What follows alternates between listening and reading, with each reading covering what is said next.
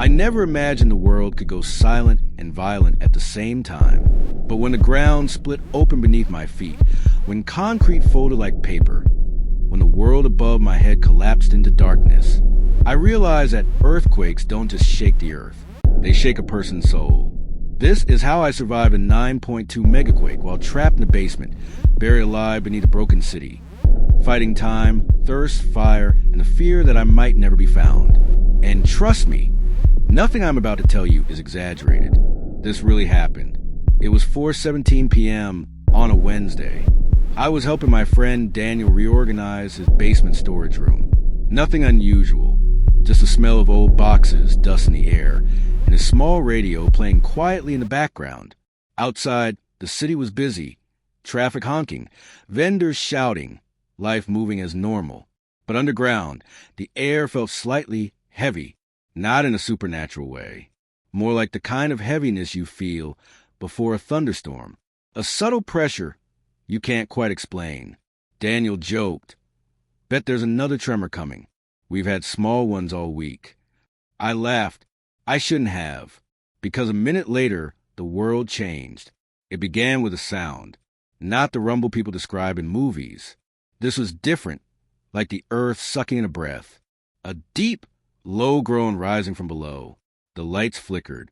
Dust fell from the ceiling. Daniel and I looked at each other. Another tremor, we thought, but then the floor moved sideways. Not a shake.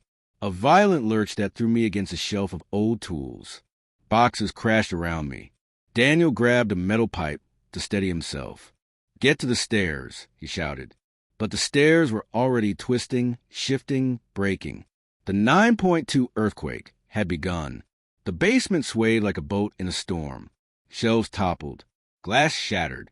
The concrete walls flexed like they were breathing. I couldn't stay on my feet. Every direction felt wrong. Up wasn't up anymore. Down was shifting under me. I heard the city above us screaming, cars crashing, bricks falling, alarms blaring. The radio sparked, hissed, and died. Then an explosive crack ripped through the building. The ceiling collapsed. I didn't see the concrete slab fall. I only heard Daniel scream, "Move!" Then something hit me from behind, hard. The impact knocked every thought out of my head. When I opened my eyes, it was dark.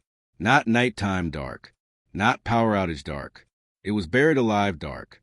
A thick cloud of dust filled my mouth and nose. I tried to shout, but my throat burned. My legs were pinned under debris, heavy, but not crushing. I couldn't see Daniel. For a moment, I didn't even know which way was up. The silence felt alive. Then I whispered his name. "Daniel?" A faint voice answered, strained and trembling. "I'm here. I'm here." I think my arm stuck. Relief hit me so strong it hurt. We weren't dead. Not yet. We tested our limbs.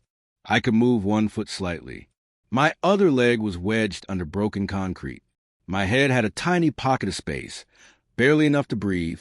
Daniel was worse. He said half the wall had fallen on him. His arm was trapped under a beam. He could wiggle his fingers, but that was all. We were alive, but trapped 6 feet under a destroyed house in the middle of a catastrophic megaquake. Trying to stay calm, I checked for my phone. Unbelievably, it was still in my pocket. No signal. Of course. But the screen lit up. 6% battery. Daniel's phone was dead. The dust was so thick that every breath rasped in our throats. There was no telling how much air we had. Minutes? Hours? And the building above us was still settling. Every few seconds, something shifted or cracked. One wrong move, and the rest of the structure could collapse on us. We thought the worst was over. We were wrong. 20 minutes later, just when we were beginning to think clearly, the aftershock hit. But this wasn't a normal aftershock. This was almost as strong as the main quake. The ground jerked sideways again. The debris above us creaked. Dust cascaded onto my face and into my mouth. I screamed Daniel's name as the gap I was breathing through tightened. For a few horrifying seconds, I couldn't inhale. The air felt like it was being squeezed out of the pocket around my head. Then, a loud crack, followed by a shifting of weight. Miraculously, the rubble eased instead of collapsing. We were still alive, but now the air supply felt thinner, much thinner, time blurred, without sunlight or clocks. Minutes felt like hours. The dust had settled enough for me to take shallow breaths, but every inhale felt warm, stale, recycled. Daniel's breathing grew shallow. He whispered that his chest hurt. I could hear the strain in his voice. We needed fresh air soon, but everything around us was rock and concrete.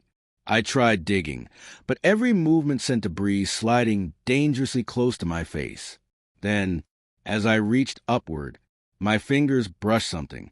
A gap, a tiny crack in the rubble that led to a pocket of fresher air. It wasn't much, but it was something. I angled my face toward it, inhaling air that tasted slightly less poisonous. "Daniel, I found a pocket," I said. "I smell it," he whispered. "Try to widen it slowly." I used my fingertips, brushing away dust grain by grain. It barely increased the opening, but it made our breathing slightly easier. Still, we were running out of time. Somewhere above us, faint but unmistakable, a fire had started. It crackled softly at first, like someone lighting dry leaves. Then it grew. The smell filtered down to the cracks, burning wood, plastic, and insulation. The building was on fire. If the flames reached the basement, the limited oxygen we had left would vanish even faster. We were trapped between suffocation, crushing debris, and fire. It felt like death was choosing which door to walk through. Hours passed. Or maybe it was less. Time didn't make sense. The heat above us rose, which meant the fire was growing. I felt dizzy. Daniel was slurring his words. "Don't fall asleep," I said, my voice shaking. "Just stay awake. Keep talking." "What do we talk about?" he murmured. "Anything," I said. "Your job, your dog, your stupid favorite football team. Just talk." He laughed weakly. So we talked about childhood stories, about places we wanted to visit, about insignificant things that suddenly felt incredibly important. Every word kept us conscious. Every sentence kept panic away. And then something incredible happened. At first, I thought I was imagining it. A faint tapping. Soft, rhythmic, human. I tapped back with my knuckles against a metal pipe. Silence. Then 3 taps. Someone heard us. I shouted until my throat felt raw. "We're down here. We're alive." Faint voices answered. Muffled, but real. For the first time since the world collapsed, hope felt possible. The rescuers couldn't reach us quickly. The entire house had collapsed into a tangled mountain of debris. They shouted instructions through the cracks. "We're working as fast as we can. Stay awake. Don't move unless we tell you." Meanwhile, the heat above us intensified. I could feel warmth radiating downward. The firefighters were battling flames on the first floor, while the rescue team dug from the outside. Every minute was a race. If the fire spread, if the ceiling weakened, if air ran out, we'd be gone. Daniel's breath grew shallow. "I don't know how much longer." "Don't," I said sharply. "Don't finish that sentence." The rescuers reached a point where they were directly above us. We could hear their tools scraping at the concrete. But another aftershock rattled the building. A metal beam shifted. Dust fell in a wave. "Stop digging," a rescuer shouted. "Everything's unstable." My heart sank. Then, in the darkness, Daniel whispered something I'll never forget. "Tell my brother that I tried." "Shut up," I said through tears. "You're walking out of here. I can't feel my arm anymore. You'll feel it when we get out. Stay with me." Above us, the rescuers reinforced the remaining structure with portable supports. The digging resumed. Minutes later, a sliver of light pierced the darkness. Not bright, not warm, but real. The first real light we had seen in hours. "We see you," someone shouted. "Hold on. Just a few more minutes." Concrete cracked open. Hands reached down. Voices filled the space. "Can you move? Is anything broken?" "Stay still. We're lifting the beam." They freed my leg first. Pain shot through me, but I was able to wiggle out. When they reached Daniel, it took 4 rescuers to lift the broken beam crushing his arm. His face twisted in agony, but then the pressure lifted. They wrapped his arm immediately and pulled him free. When we emerged from the debris, the world outside looked like a war zone. Buildings collapsed. Streets split open.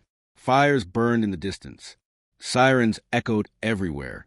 But the sky looked impossibly blue.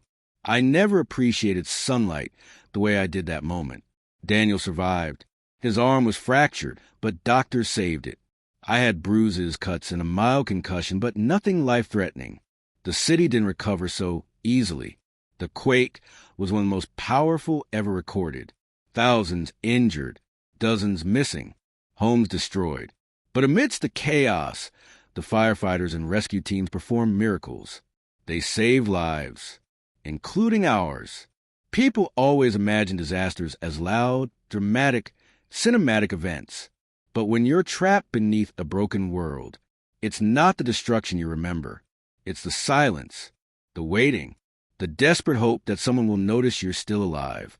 Surviving a 9.2 earthquake wasn't about strength or bravery. It was about staying calm in darkness, trusting strangers above you, and absolutely refusing to give up. And if you're watching this right now, remember something important. Life can collapse without warning, but hope survives anything, even being buried alive. If today's story moved you, share it with someone who needs a reminder that even in the worst moments, there's always hope. Subscribe for more stories like this, and I'll see you in the next one.